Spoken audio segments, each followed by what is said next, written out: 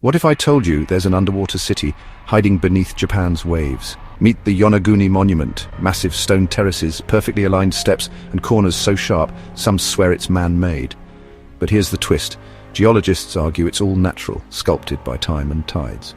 Divers whisper about strange carvings and mysterious symbols like the face rock, eerily watching the deep. So are these ruins the work of ancient architects or just nature showing off? Dive deeper and discover more bizarre wonders our planet is still hiding.